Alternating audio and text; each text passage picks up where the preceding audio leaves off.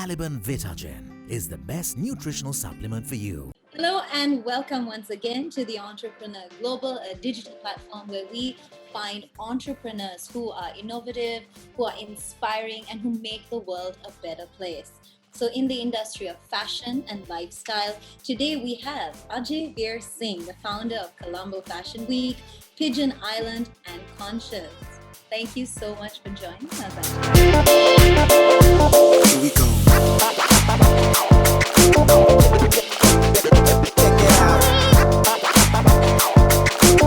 Good to be here. Thank you. Wonderful to have you. Our viewers and myself are super excited to learn a lot from you today. So to start off, Ajay, you started Colombo Fashion Week. Before that, there wasn't really a fashion week in Sri Lanka. So what made you believe that Sri Lanka was ready for it? Well, Sri Lanka was not ready for it at that time. It was a market which was quite struggling because the civil war was on. When there are things like civil war, the first thing that gets affected is freedom of mind. So it affects creativity. So, but at that point, we realized that Sri Lanka has had a rich heritage in art, in architecture, interior. And I always thought that there would be something connected, which could be fashion, but no one had done anything. There was no platform. So first time when we did Fashion Week after 2 years of planning was I think in 2003, 18 years ago, and because there was a window of opportunity, peace talks had just been it was signed. So we thought we'll give it a shot. But as we started it, as we did it in 2003, the very next year was the tsunami, so we got stuck again. So yeah. So I always think it's never right time. Till you do it, then it's the right time. Thank you very much for that answer, Ajay. And yes, later on, I would like to know about the challenges you overcame in, making sure that now Colombo Fashion Week is one of the most highlighted, most elitist, most much awaited event in Colombo, Sri Lanka. So when it comes to selecting your designers and the collections that you showcase, what is the process like? And it's an evolving process. We kind of refine it further every year because fashion is something, it changes. It reflects society. It reflects the mood of the society, the emotions the society carries, right? So designers need to be really up to date with that. So a lot of times, for example, when the pandemic hit, people were still trying to do cocktail dresses. So my question was, who's going to wear it? Yeah. So then they said, oh, so what do we do? So that means the end of fashion. I said, no, people still wear clothes. They might just wear something on top for Zoom meetings, right? So at least can you start thinking like work from home wear? Can you think of different kind of stuff? So then what happens is we basically check how tuned in designers are, how relevant their ideation is, because I tell people when they come for Fashion Week that it is the most glamorous business meeting. It's not a glamour entertainment thing. For that you can go for theater. So when you come, you need to sell clothes. For selling clothes, you need to understand how the society or fashion consumers are going to buy it, how they're going to wear it. So ideation plays a really important role. So basically in the process, the applications open. And then two sets of applications open. One is for emerging designers, one is for established designers. So they need to submit their ideation, their sketches, their fabric choices, their what we call collection plans. They're going to share all that with us. And then we have meetings, and then we decide based on that who's fit enough or ready enough to be on the ramp. And we give them constructive feedback, so they take it home, rework on it, and come back. So it's an evolving process because being in the industry for so long, we keep our ears to the ground to see how it's moving, and whatever we can share with the designers to lift their game up, we do that. Also, during your Colombo Fashion Weeks, you have workshops where you actually teach different topics. I know at one point you focused on the importance of handlooms and bringing Sri Lankan handicrafts and really pushing it out there. So how do you go about deciding on your workshops and what themes you're going to follow? And it's part of a long-term plan, Stephanie. So what happens is that we know that retail needs to really help Uh, so for retail, we always plan, okay, if the retail is not strong, what can we do to enhance retail? So we encourage people to go into retail, entrepreneurs to go into retail. Then we'll have workshops focused on anyone coming from overseas or here who has got a good knowledge base on sharing on how retail works. Then there are certain years we really want to push the craft of the country to come out strongly, because craft is what gives a personal identity in a society, right? So then that time we look for craft-based workshops to enhance the skill set and knowledge base of designers, how to use the craft. Then sometimes it's the styling workshop, sometimes it's media workshop. We did a fashion media workshop as well for fashion journalists to see how media covers fashion around the world. So it's a holistic thing, because Colombo Fashion Week, this is our 18th year. Okay, so in 18 years we are the most important fashion weeks in South Asia, and I think we're probably one of 4 in Asia which are over 15 years old. So it's a platform pretty much. When it's a platform, you kind of the entire ecosystem works on creating fashion. So on some days, you look at the schools. So we look at the curriculum of fashion. Like our new thing is we are really invested in pushing sustainable fashion for last, I think, 4 years now. So we have actually developed a curriculum for any university to kind of follow and take the curriculum. It's a 10-hour credit curriculum that teaches how to design responsibly. So we pick up, like I said, knowledge workshops based on what the need is and how will it help the industry and the designers to move up the ladder and be competitive in the country and internationally. Thank you. So you actually said, your fashion week has to be very relevant and tuned in to the rhetoric of society. And now I see that, the conscience or the consumer conscience has, they're a lot more socially responsible. And like you said, sustainability has become a huge fashionable thing, but it's also really relevant, because we're saving Mother Nature. And you started off Garments Without Guilt. So that was your first step towards initiating and promoting ethical fashion. So how did you come up with this idea? Why is it important to you? And what are the next few steps you're going to take? So, well, Garments Without Guilt is a very interesting thing. Let me educate you on that a bit, because Garments Without Guilt was a project that I did. Actually, Garments Without Guilt is my doorway to or my gateway into sustainable fashion. So in 2004, when Sri Lanka's apparel industry, as you know, is one of the is the biggest revenue earners for the government, foreign revenue earner for the government, and the quota system was going away. Quota system was going away means China, you had to compete with China. So at that point, Sri Lanka Apparel had engaged me at that point to come out with a strategy of what can we do to make Sri Lanka Apparel more competitive in the world. So in the research that took place at that time, I found out that the apparel industry of Sri Lanka was very clean compared to other apparel industries in South Asia. And so I coined the word Garments Without Guilt at that time. And it was a very aggressive word, because a lot of people did not like it, saying that means if you're not from Sri Lanka, your garments are with guilt. So I had to kind of convince that you have to go with a strong statement like that. And there were some really progressive thinking people who accepted this idea. And then this idea never looked back. It won awards in New York, it won awards in Australia, Hong Kong. So I traveled to a few places to receive awards for that. And that 1 year really got me to understand how poorly is the fashion and apparel industry performing in terms of environment and society, and how massive commercialization of this industry is, if it continues, it will really lead to a lot of degradation in environment and society. That was in 2004 and 5. So that was, like I said, my gateway into understanding. And then, yes, the project finished and I left this project over to Sri Lanka Apparel and I moved on. And then in 2000, but it stayed with me. So in 2012, we did the first ethical fashion day for Colombo Fashion Week. And then in 2006,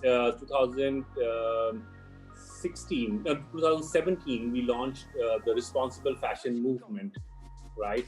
And that responsible fashion movement is where we did hackathons to somehow break the supply chain, which was a very degrading supply chain. How do we hack the supply chain and make a better supply chain? Like we understood problems like, for example, a white tee that you wear normally takes 20,000 liters of water to make. The simple white tee. So we decided to figure out how do we make a white tee which is more sustainable. So we came out with a hack called making of the green tea. Okay. Okay. So how can you make tea green? Healthy for you, right? Healthy for the environment. Say again? What was that? Healthy for you and healthy for the environment. Well, in a way, yeah. So it's not green tea. So it was an interesting hack. So we did for denim, we did for tea. And then we launched something called the Responsible Fashion Summit in 2018, which was a thought leadership summit. So we started inviting people who were thought leaders in sustainable fashion to visit Sri Lanka. So we had people from the founder of London Fashion Week to, from all over started coming into Sri Lanka to start talking on responsible fashion. So it pretty much took the lead. So in September, that's like a month and a half from now, we are, in August, 30th of August, that's end of next month, we're going to host the 6th Responsible Fashion Summit. Is the 6th one now, and so our journey is, like I said, we are very invested in this cause of leading the path in South Asia, where everyone around South Asia benefits using this thing on. That's actually amazing, because you're creating and you're spearheading a movement, I guess, even before it became a hot topic. Now, if you check social media, everybody's talking about it. But like you said, back in 2004 was your first, 2003, 2004. Yeah, so that's way before anybody was talking about it. And when you talk about fast fashion, I know so many brands where, you have underage labor, unfair pay. Like you said, how do you hack a supply chain? So my question to you is, what are your thoughts on fast fashion, especially nowadays? Well, fast fashion is very degrading. So fast fashion is, I personally don't like fast fashion because it kind of, if I may use the word, it kind of takes the dignity out of design. So because design is supposed to be appreciated, kept with you over a period of time because someone's hard work has gone in. But the fact that the moment Wall Street based companies or private equity funds started buying over fashion labels from the artisans who owned it, that is when they wanted money quicker. So they wanted to make bigger chains who would replicate a design fast and make it cheaper and can go out. And when after there's a certain amount of selling time is finished, they need to finish the stocks. They'll go into 50% sale, 70% sale, 80% sale, and whatever they don't sell, they throw it and burn it, and the next style comes in. So they would artificially induce purchase when you don't even need it. And so to me, fast fashion is really degrading. And we did a program last year in the middle of the pandemic called Responsible Fashion Wardrobe, to see how responsible your wardrobe is, just for consumers to kind of understand the issues that they generate. Just if they look at the wardrobe, that we found out that 30% of your wardrobe is used most of the time and 70% is not. Yeah, I'm right? guilty. That's 70. Yeah, so that's the general habit, and the 70% is basically what goes to the landfill and messes up the environment. But you bought it in an impulse because of emotional thing, So we actually kind of now trying to slow fashion down to where it was earlier. Earlier you would think of an occasion, you come out with a classic. Yes, sometimes you can cheat and get a few things quicker, but it can't be the trend. And I'm also equally not equally, but a bit to be blamed on that, because I wait for those Nike 50% off and 70% off to buy my next trainers. Then I realized I have so many trainers, and now I've become more responsible. So it's a habit. You're changing. So in a long way, I was answering your question. What's really nice is that the conversation has opened and you're promoting awareness and a consciousness towards that. Which brings me to my next question. You started and you launched your brand Conscience in 2010, and it is known for producing a strong, clean, clean being the keyword, and masculine aesthetic. How did the concept behind that start, and what are your future plans for Conscience? Well, Conscience was see most of these brands that I started like Arugam Bay, Pigeon Island, Conscience. I was doing it in an industry where there were not many local brands. So I wanted to create these brands which had purpose behind them, and the name would signify something. So it'll hoping that it will also encourage far many more brands to come, right? Which has a purpose behind it and a meaning. So that was the reason for Conscience. I mean, it says that if your conscience is clean, it's good. But because the fashion industry conscience was not clean, so it was like a fun that here's a brand that kind of tries to create clothes in a happy way. Like there's a supply chain of happiness is what was our key line for that, right? So we won't what do you call? We would never negotiate with anyone in the supply chain to create that. So there were certain high how do I say it? We are trying to take some higher ground on terms of how we are creating garments with a deeper meaning. But these brands have not really, I must say, they've not become huge brands as yet because consumers are still not ready to understand. So when we do a shirt which has a certain meaning behind it, was done in a proper manner, will obviously cost much. So when the consumer likes the whole idea, I've seen that they'll check on Instagram, oh, how much does that cost? That's really good. How much does that cost? So they say, it's like 8,000 rupees. 8,000, but I found something else at 5,000 or somewhere else. So I said, okay, you can go and buy the 5,000 one. Means you didn't get my story, you know. So it's a consumer awareness is the next big thing that we try to work towards now. Let them be aware so that they can't be walking the streets, being an activist without actually taking action. Yeah, and also understanding the depth and the intricacies of that statement, a supply chain of happiness. Where you said you don't negotiate with anyone and make sure the quality is good, you make sure it's sustainable. And I think it's only once that consciousness and that awareness is totally built that they understand that the correct thing to do is to pay the 8,000 rather than the 2,000 or the 3,000 or the 5,000. Yeah, and if they feel happy, they shouldn't mind paying even 9 or 10,000. Yeah, true. Definitely. They're happy. Yeah. Ajay, like you said, you've had so many brands that you've created: Arugam Bay, Pigeon Island, Conscience. What was one of the biggest challenges that you faced with either one of these brands or either one of your projects? It could even be Colombo Fashion Week. But what was one of the biggest obstacles or challenges you faced, and how did you overcome it? Well, I don't know. It's been we've gone numb to challenges now, I guess. It's been a challenge from like I said, we started 2003, 2004 was the tsunami. Okay. Then in 2009,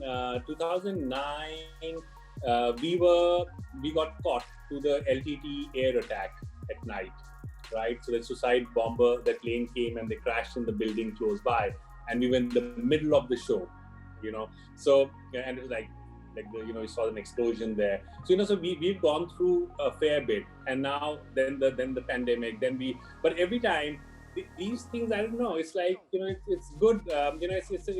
I feel this kind of stress is good because it's like it expands your resilience a bit, right? So and I feel, in fact, last year I was thinking during the pandemic that why is everyone so challenged? It's a pandemic, okay? So for every environment that comes to you, there's success attached to it. And I was thinking about Elon Musk, and I was thinking about Jack Ma. For them, it would be a pandemic every day of their life, right? How Elon Musk thinks of going to Mars, coming out with, coming out with Tesla, then coming out with these things. He's always challenging the environment to come out with something that no one has thought of. So that environment must be it must be like how we are now, how locked up we are feeling now. But Jack Ma, who launched Alibaba, he launched it after the first SARS crisis. So if there was no SARS, there wouldn't be Alibaba. That's right? true. So to me, Steve Jobs had to get fired from Apple to come back to Apple and create Apple as the most precious company in the world. Right. So so I've realized after a while that we when we started the fashion revival journey in Sri Lanka in 2003, right? I knew that challenge has to be a part and parcel of our game because we are the leader. We are always in the blue ocean. We're always Yeah. in we're breaking the boundaries. Every time we have to break a boundary. Every time. And every time we have to set new standards. That's almost like a mandate coming from a smaller country and try to make a mark in this part of the world surrounded by bigger countries. So it's almost like it's almost fun now. So challenge is almost like a fun thing for us at the moment. You're pretty much saying, bring it on. Yeah, I mean, I mean, what else can you? I mean, like I said, you've gone through an air attack, you've gone through tsunami, you've gone through the pandemic. We did the fashion week last time, in the middle of the whole thing. Yes, it takes a strain. Yes, my team gets completely challenged, and we really have to, like Chrissy is here, but we really have to go through the things, and it's not. Okay, there's a certain attitude I carry which may be reflected in how I'm speaking it, but there is a lot of hard work. Okay, there is a lot of hard work. There is a lot of thinking beyond the ordinary. There's a lot of thinking like above. You have to keep looking above. Can't look down. The moment you look down, you're going to fall. That is true. That's true. It's like singing. When you want to hit the high note, you go up there. You don't actually go down for the note. Yeah, it's like singing. My analogy came to mind. Ajay, so earlier you were talking about how the conscience and the awareness of the implications of fast fashion and paying cheaper rates and maybe not being sustainable in your choices, how that awareness still needs to be built.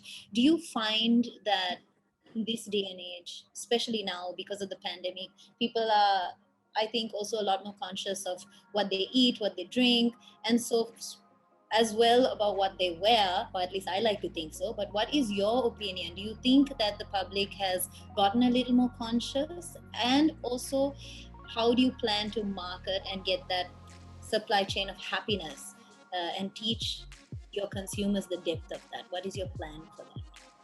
So, so I look at fashion as part and parcel of your basic human need. It's food, clothing, shelter, food, clothing, shelter. So you can't really eat good food, stay in good houses and wear bad clothes or dirty clothes. You can't do that, right? So clothing is part of fashion, and fashion was always supposed to be good. So I can't really understand the whole concept of, fashion being sustainable. Well, it was supposed to be sustainable. You messed it up, and now we're trying to take it back to being what it was. So what's the big deal? It's supposed to be that, but our default mode is it has to be good. Yeah. Right? Just because certain private equity guys came and tried to buy over fashion labels, tried to bring this commercialization and made fashion bad, that's not how fashion was supposed to be. Art is not bad, music is not bad, so how come fashion is bad? It's a creative industry, right? It can't be. So our thing is we're trying to build a lot of awareness among consumers. We're building a lot of awareness among young designers. We launched a couple of tools that you must be engaged in that tool of ours, the responsible tool. You have to be engaged in that before you. The responsible meter, correct? Yeah, it's called the responsible meter. So we launched it last year in the middle of the pandemic, that you have to have a responsible meter rating or a score for you to be eligible as one of the eligibility criteria to show at the fashion week. So we are putting a lot of pressure on designers so that by default they think sustainable, and it should be like a default mode. You shouldn't even think out of it, right? So our thing is that I'm so glad that the pandemic happened, because it's got people to think, right? It got people to think that of general things, right? Okay, clothes, food, people, environment, things around them, right? So that I'm very hopeful that kind of thought process would help fashion as well, and you would question yourself of what kind of clothes are you buying, where are you buying it from, the choices you're making, looking at your wardrobe, which 70% is not used. I mean, why is it there, 70%? What can you do with it? But how can you make it, don't go out and buy, but can you do something out of it so it can be more of use to you? All right, Ajay. So besides being sustainable, what other aspects of being ethical is important when it comes to fashion? Well, it's a whole, you can't take being ethical and sustainability out. It's the whole environment. When you create fashion, you look at your supply chain. When you think of the idea of any new garment, so break it down to a garment that is created. From the time you think of it, you to look at it. Okay, how will it be created? What kind of office space I'm in? And what kind of energy I'm using, right? How are my people employed there? What are they doing? Do I look after them well? Are they motivated? Do they come to work on time? Are they excited about what I do? Are they as excited as I am? If not, why not? What kind of fabric choices am I going to make? Is it good fabric? What kind of where will I produce it? What is my process of creating it? Then am I going to use chemical dyes? Am I going to use? So there's a series of choices you have to make. It's a whole supply chain. You can't leave one out.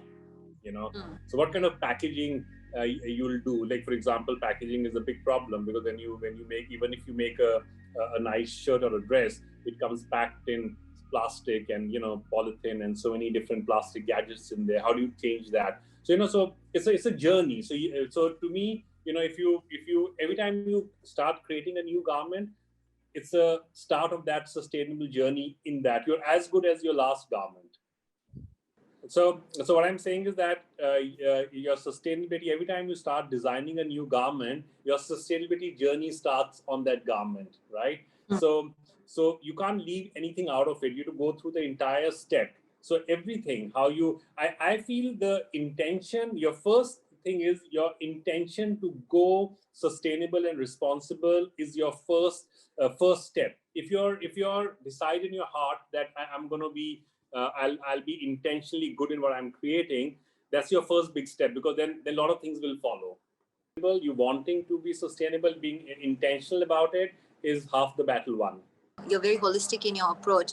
And I love the words you used. You said the energy around you, the intention, the heart. So these are wonderful words. So I actually, for our viewers, maybe you could tell us a few of these books that you probably read, or is it just innately within you? How is it that you're so connected and aware to this human connection and this universal connection? I'm a bit interested. Well, I'm a deeply spiritual guy. So while I'm in fashion, I'm deeply spiritual. To me, all this is part of who you are. So and the idea is that if you are really hungry and passionate about a craft or a industry you are in, you will always try to find a deeper meaning of what is the purpose behind that thing that you do. How can you do it well? How can you impact people around you? How can you impact society? How can you impact? That's the bigger wealth. And if you follow that, success follows you. To me, I look at stories of people like, say Steve Jobs, or, all the big ones. Not that they are my heroes. I just follow them to see that, okay, what did they do? Where did they mess up? Where did they do well? Where could they pass the baton on, or where they couldn't pass it on? And so it's a journey, and to me, being spiritual and having a positive energy around you, and creative energy is to me, creative energy is like God given. It's part of you create. Okay, so you do it all the time. So the point is that so you need to always somehow work around your creative energy in a very positive manner, because it's a positive thing that we're supposed to create. Yeah. So anything that's positive needs to have a positive impact around you. So around your inner circle, wider circle, friends, beyond, like that. Thank you so much. So my next question is, I'm very interested to know what your definition of success is. Oh, wow, that's a deep question. Yeah, success. Well, success is that, I don't know. I may have a few dimensions of success. I give myself goals. Okay, I give myself goals, and if I meet those goals, then I have touched success. And those goals are milestones that I keep changing, and when I say keep changing means I keep pushing it forward, right? So to me, uh, well, being happy, right, while being successful is a good success factor to have, you know. So to me, it's like it's important. Okay, one of the things that I really like is it's important for you to have a dream and a desire. It's really important, right? Otherwise, your life is compromised. You need to have a dream and a desire. You need to have it, right? And then you need to work towards it, right? That's your goal. Once you fulfill a goal, success is not money. Success is not fame. Success is a goal that you've given yourself, and you chase that goal and you got it. And you'll see fame follows, money follows. So you go up. Sorry, it's that accomplishment. You set yourself a goal and you accomplished it in spite of what the universe threw at you. Yeah, absolutely. So you don't need to worry about others. Sit yourself quietly in a place, talk to yourself, find you, give yourself a goal, be happy about that goal. That goal should motivate you to move forward every day and step forward towards it. And you'll find happiness in that, because there's something coming out of you which is creating something. So to me, that is success. That's beautiful. Thank you, Ajai. So for our viewers, I'm sure they look up to you, and there are many out there who want to be like you, or who want to achieve what you have achieved thus far. And you've given so many important pieces of advice, and very deep ones actually. But if you had to choose three of your top takeaways, what would they be? You need to be hungry, you need to have a goal, and you need to be very passionate about that goal. These three things you need to. You can't go anywhere without a goal. You can't. You need to have a goal, right? Now, goal can be broken down into dream, desires, things you want to accomplish, but you need to have that, right? And you need to be hungry enough to give yourself a goal and then passionately follow that. And everything else just works around it. I've seen things, everything else just works around it. Once you've given that to yourself, now see how everything will work around it. That's amazing advice. Be hungry, have a goal, and passionately follow it. Thank you so much, Ajai. We are now going to go into a little bit of a more fun section, a lighter section. What's the worst advice you've been given? Are you crazy? Don't do fashion week. It never worked in Sri Lanka. Oh, wow. 20 years ago. 20 years ago. 18 years strong. 20 years ago, yeah. Someone told that to me 20 years ago when I first got that idea in 1999 or 2000, around that time. You also had a dream of becoming a football player when you were young.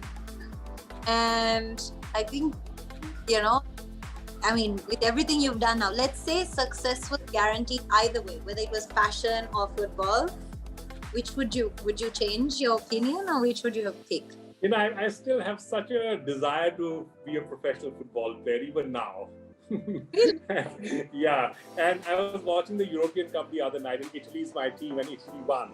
Okay, yeah. So I was just almost feeling like, oh my God, I could have been playing there.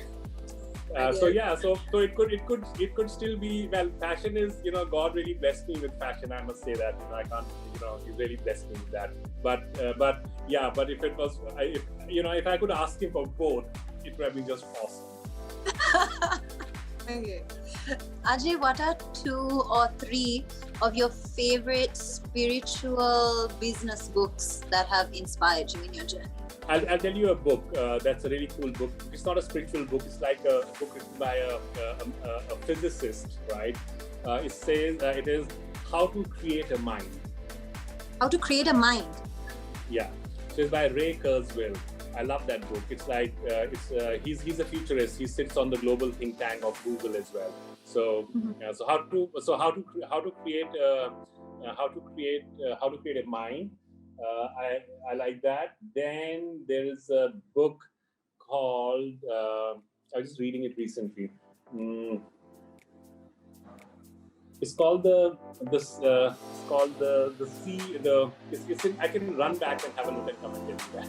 It's in my room there. It's called it's called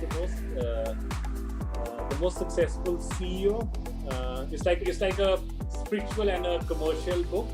Okay. Like a spiritual and business book.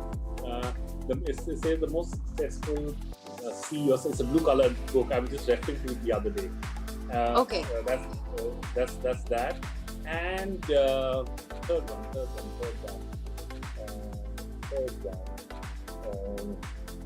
It's a third one will be the book that I'm writing at the moment. It's about a good side of fashion. Wow.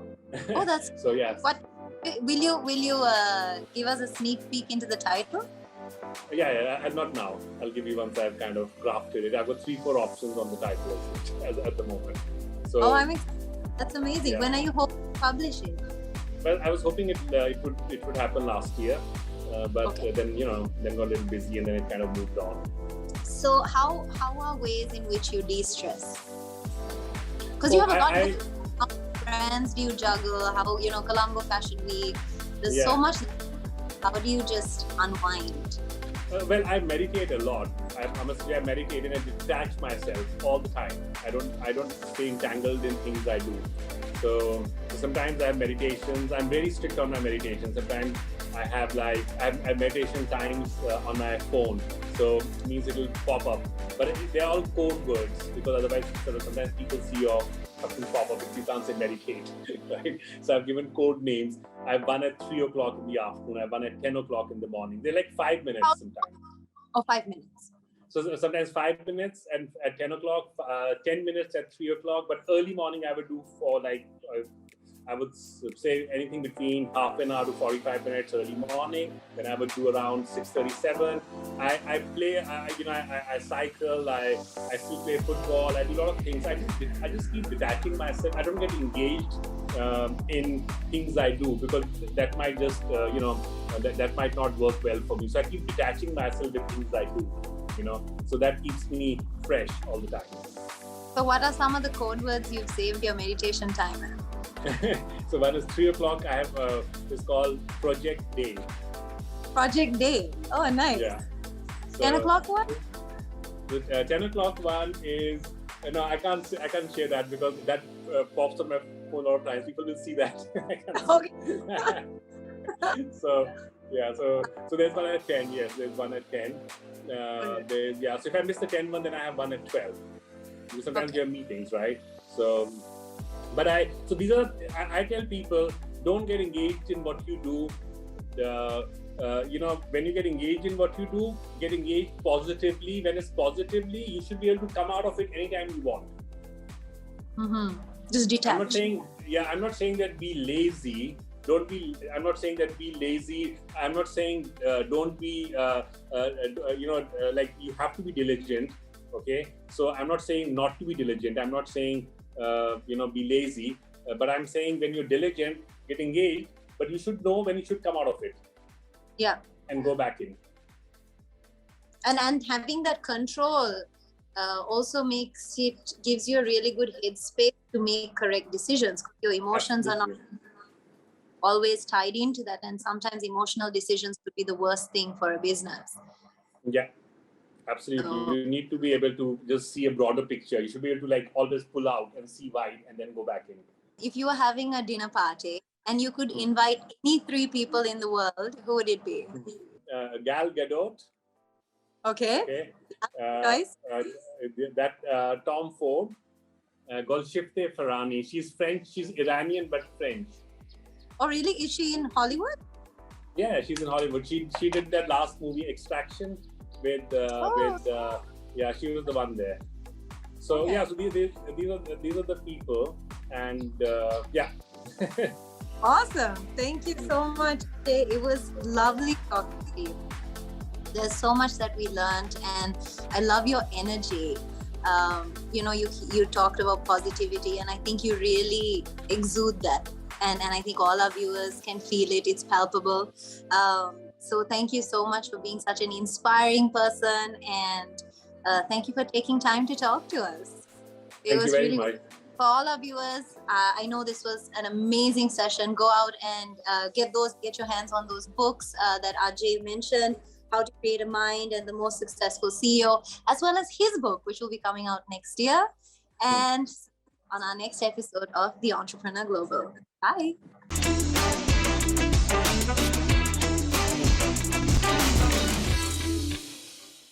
Maliban Vitagen is the best nutritional supplement for you.